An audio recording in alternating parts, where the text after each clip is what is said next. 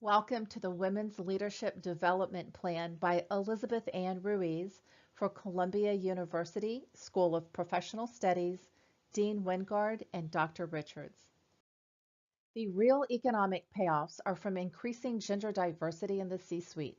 When facing specific business challenges, such as in business development strategy or sustainability, companies can benefit from women in leadership programs that focus on sharpening analytical and strategic leadership skills. It is imperative to include women in our leadership development programs, and even more crucial to have gender diversity part of the program. For this application project, I chose option 1, a business case for a leadership development plan, specifically a woman's leadership development plan.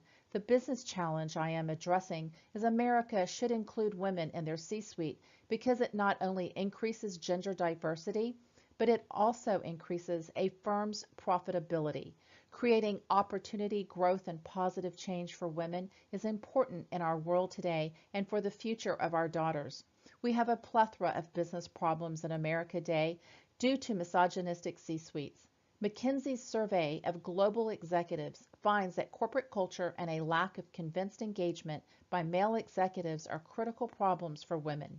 Hiring more women in the C-suite improves fairness, decision-making power, wealth distribution, corporate responsibility, increases gender diversity and narrows pay gap, favorable HR policy, and improves the bottom line.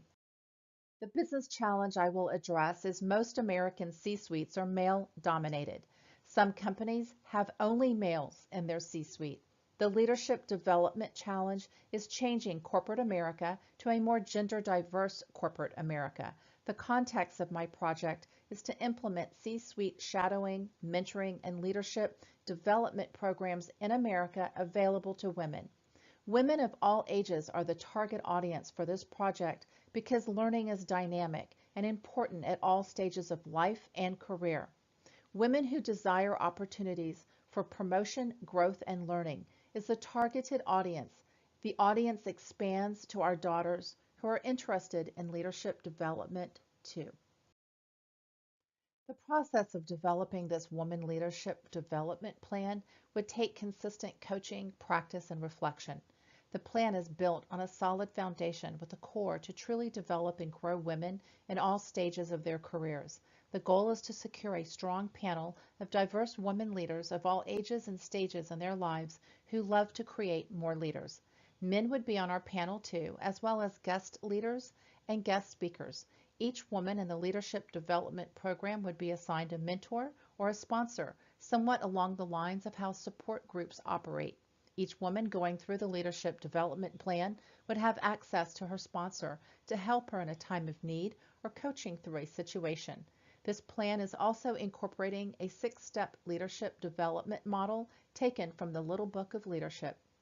They are: get your shop in order, build your leadership development system, involve others, manage the system, evaluate the system, and add new pieces with caution. The barriers I anticipate will be from not only the misogynistic men and companies who don't support women in the C-suites, but those who have a barrier to change. Using a quote from one of Dr. Jason Wingard's books, while executives often feel pressure to focus on shorter-term initiatives and priorities, devoting the time and resources to develop people is critically important and benefits the organization for the longer term. Joe DePinto, CEO, 7-Eleven, Dallas. Resistance to change will be one of the major barriers I anticipate, and major obstacles being culture and cost. Another major barrier was discovered in a Lena McKinsey and Company survey done in 2016 of 132 companies and 43,000 employees. It was found that women who negotiated for promotions were 30% more likely than men to be labeled intimidating, bossy, or aggressive. The interwoven understanding of leadership and heroic masculinity has become both invisible and indivisible, which is also another barrier. In order to address the above-mentioned barriers, diversity training would be a protocol within organizations as well as implemented in all leadership development programs. Another method to address these barriers is to have a male shadow a female executive. female shadow male executives, and developing leadership teams with gender equality, specifically giving each team member equal time to talk, as well as dividing up responsibilities equally too. Another method to address the above barriers would be to incorporate off-site functions with team bonding experiences, incorporating gender equality in teams to solve gender equality issues. In regards to measures and assessments, the goal would be to decrease low engagement and high turnover, which is extremely costly for organizations, especially if the women jumping ship are high potentials in whom much has already been invested.